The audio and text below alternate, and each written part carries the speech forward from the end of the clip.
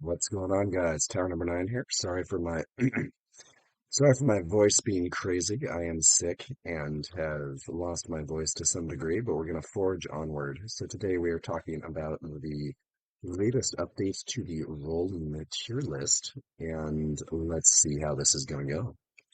So on the screen here we have our most recent uh, tier list. And we're going to make some changes in the current placements, as well as add in Chirrut and Palpatine. So Boba's going to stay here in A tier, I believe. I know there are some people who think Boba's actually in the S tier. I'm not of that opinion. I think that Boba is a good leader, but I do not think he is an S tier leader. I think he's actually quite counterable, and he did really well in the last season of the Online League when he was kind of a mid-range response to what had previously been a very aggro meta, but I do not think that means he is intrinsically super good or whatever. I think I think he's decent, but I do not think he is a total cut above. He's going to stay here at A tier. Sabine, same deal. I personally think Sabine is a better aggro deck than Leia. That's just my opinion. But in any case, she had a weaker performance last season, but again, that was a environment that was very teched against aggro. And ironically, I think she's been doing better again more recently as some of that teching has gone away. So do not count the Sabine threat out. I'm going to leave her in the A tier. Leia, similar sort of thing. But now we're going to get to some more spicy things. So Luke, we're going to demote Luke to the B tier. Luke has just not had the results. I know he's been really talked up, but he has just not really had the results to back that up, in my opinion. Is he a strong leader? Sure. But I don't know. At some point, I think he needs to put up better results than what I've been seeing from him in order for me to really feel like he's in the A tier. He's like a major threat. Um, you know, we could think about that, and we could think about that more. That also might change as things develop. But uh, in my opinion, Luke is a pretty strong leader, but not really one of the ones that I would consider the most competitive at this phase. And we're actually going to say the same thing about Vader. Vader has really suffered, in my opinion, because he can't deal with aggro as effectively as some of the other sort of more control-oriented leaders. And we're now seeing other decks that can actually contest his late game, because people are bringing more control decks that have strong end game performances, and just deploying Vader is no longer like taking over games in the way that it once was. Again, I'm not saying Vader's bad, but he's getting dropped down to the B tier here. Han, I think, remains in B tier. Iden, I'm actually going to promote to the A tier, and this might be controversial. I currently think Iden is the best control deck. The reason for that is that Iden has the ability to use her healing to help stave off the really aggro builds. Iden has a lot of healing that can help mitigate that. And at the same time, she can then use healing and removal to stave off early aggression and then play a bunch of later game units that are quite strong. She synergizes very well with the new bombing run card. She has a lot of stuff going for her. And so I would say she seems to me to be a good mid-range, a good control option to punish some of the more mid-range decks with a lot of efficient removal, while at the same time having the healing to fight against some of the more aggro decks in the meta right now. So we are going to put Iden in the A tier. Tarkin here, I think I'm actually going to bump down to the C tier. I have just not really been very impressed by Tarkin recently. He doesn't seem like he is as much of a tournament contender in the way that others are. Like, I could easily see someone going to a tournament with like a kind of rogue Han aggro, something like that, and having it actually do really well. That seems more likely to me than someone doing that with Tarkin at this phase. Krennic is going to stay in B tier here. This is probably going to be controversial. My opinion is that Krennic is kind of a worse Iden. I think that Krennic is better with green and Iden is better with red for whatever that's worth. But in general, I would rather be playing Iden than Krennic.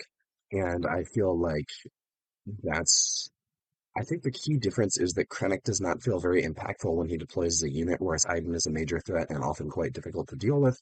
Yes, she's weak to certain cards like Takedown, but at the same time, a lot of the more basic standard counters that we're seeing do not work on her. So, for instance, there's been a lot of play of Steadfast Battalion ambush with ECL to take out somebody's leader. It doesn't work on Iden because of her shield.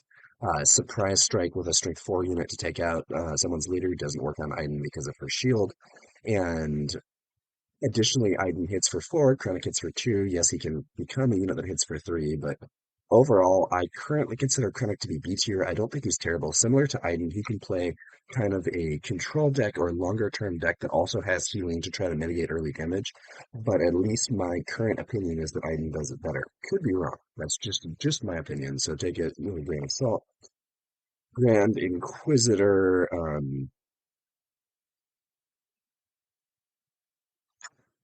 Grand Inquisitor, man.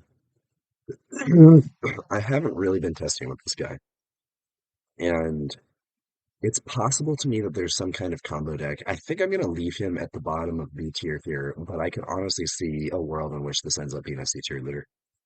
That's just my current opinion. Most of the C tier here is also going to kind of stay where they're at. I want to stress that this is for constructed play. I think Jin is actually the best leader in the game in Limited, but this is constructed. This is not Limited. This is not Twin Suns, whatever.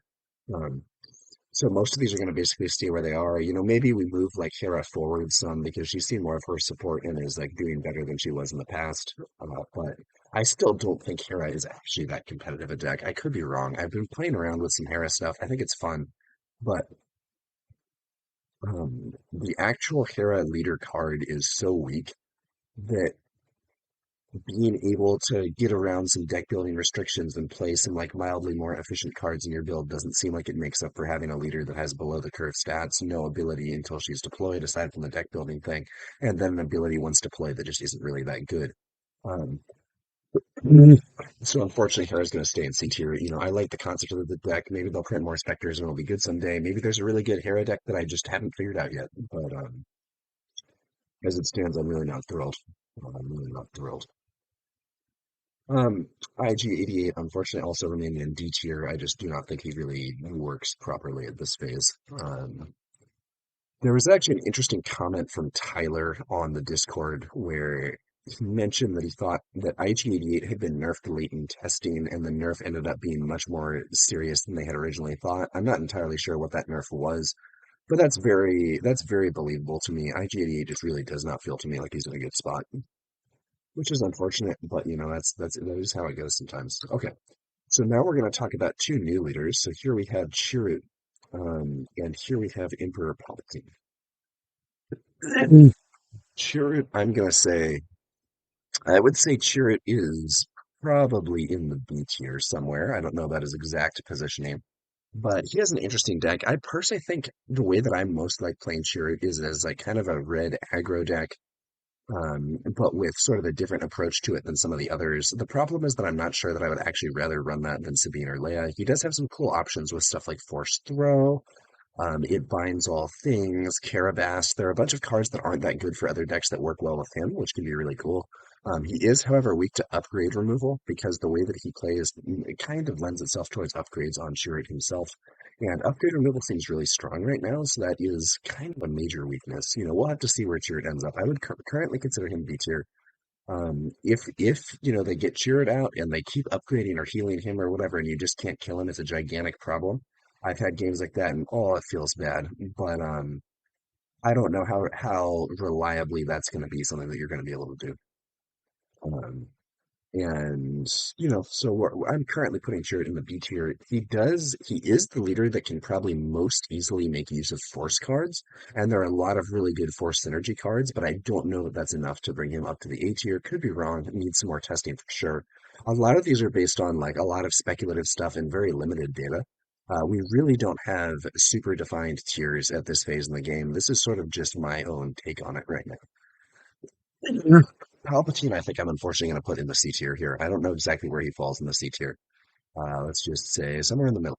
The problem that I have with Palpatine is so Palpatine is a control deck, and he is a control deck that beats other control decks, which seems really cool.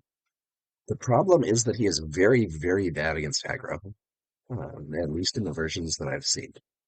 And even kind of teching for it, he doesn't seem that good. I'm wondering if you want to play like blue Palpatine and try to get some more stuff in there to oppose aggro. I'm actually not sure. If you can get to the late game, his ability is great once he deploys. That can be super impactful. But he deploys on 8 resources. Vader was already having trouble with aggro deploying on 7 resources. Palpatine has that problem even worse. And I don't know if that's where you want to be. If we were in some meta where it was super control, like Palpatine to fight other control decks might be really cool, but the problem is if we were in that meta, other people are probably going to start trying to play aggro decks to get under the control decks, and Palpatine is just so weak to those. So I don't know. At least right now, he doesn't seem to necessarily be well positioned. I could be wrong. He can be very annoying and disruptive in some cases. His ability can get value from like weaker units. There are a lot of cool tricks and stuff that he can play. But having a leader that deploys that late is a big problem right now. You'll note that the control decks that I currently think are best would probably be Iden and Krennic. In fact, I'm going to demote Vader a bit here in the relative ranking in this tier. So I would consider Iden and Krennic to be the best sort of control decks right now. And the notable thing about both of those leaders is that they bring a large amount of healing to help mitigate aggro and make it so they have more of a fighting chance in what is traditionally Control's tough matchup. By contrast, leaders like Darth Vader or the Emperor are much more vulnerable to aggressive gameplay. And right now, that feels like a pretty bad spot to be in compared to the other Control builds that don't need to worry about that as much. But that's sort of just my opinion.